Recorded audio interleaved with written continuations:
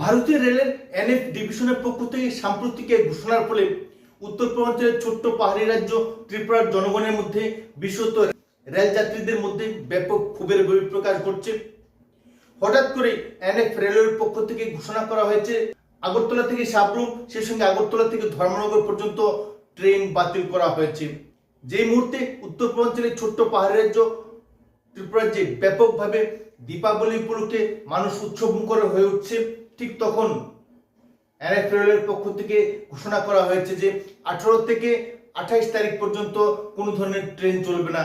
বিশেষত এই রুট নির্ভরশীল ডেমু ট্রেনের উপর। আগরতলা থেকে ধর্মনগর, আগরতলা থেকে সাবরুম উভয় দিকেই কোনো ধরনের ডেমো ট্রেন চলবে না। রেলের পক্ষ থেকে এটা অত্যন্ত দুর্ভাগ্যের বিষয় যে দীপাবলি উপলক্ষে ভারতীয় রেলের পক্ষ থেকে সর্বত্রই অতিরিক্ত ট্রেনের ব্যবস্থা করা হয় এবং প্রতি বছর এই নিয়ম চলে আসছে। কিন্তু এবার পূর্ব কোনো ঘোষণা ছাড়াই হঠাৎ করে রেলের পক্ষ থেকে এই ধরনের বিজ্ঞপ্তি জারি করা হয়েছে। দীপাবলি উপলক্ষে স্পেশাল ট্রেন তো দূরের কথা, স্বাভাবিক যে ডেমো ট্রেন চলছিল সেগুলো বন্ধ করে দেওয়া হয়েছে, যার ফলে যাত্রীদের মধ্যে ব্যাপক ক্ষোভ বিক্ষোভ সৃষ্টি হয়েছে। ধর্মনগর থেকে সাবরুম পর্যন্ত এই বিশাল এলাকার যাত্রীদের বিরাট হয়রানির মুখোমুখি হতে হয়েছে শুধুমাত্র এনএফ রেলওয়েজের তুগলকি সিদ্ধান্তের ফলে।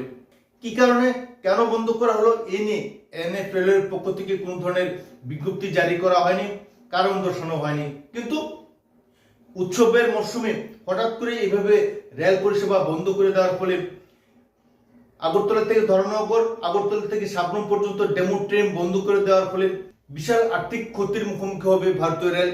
কিন্তু সেদিকে এনএফ রেলওয়েজের কোন ধরনের চিন্তা নেই, কারণ এনএফ রেলওয়েজের কর্মকর্তারা রেলের উন্নতির কথা চিন্তা করতে হয় না।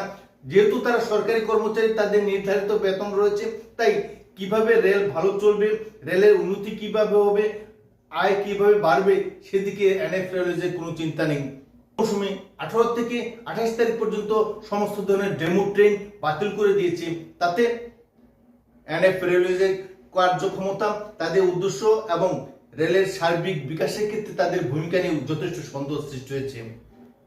যেখানে উৎসব মৌসুমে বাড়তি ট্রেন প্রয়োজন এবং ভারতবর্ষের সর্বত্রই স্পেশাল ট্রেনের ব্যবস্থা করা হচ্ছে, সেই জায়গায় দাঁড়িয়ে আজ এনএফ রেলওয়ে স্পেশাল ট্রেন তো দূরের কথা, বরং চলতি যে ডেমো ট্রেন রয়েছে সেগুলো বাতিল করে দিয়েছে।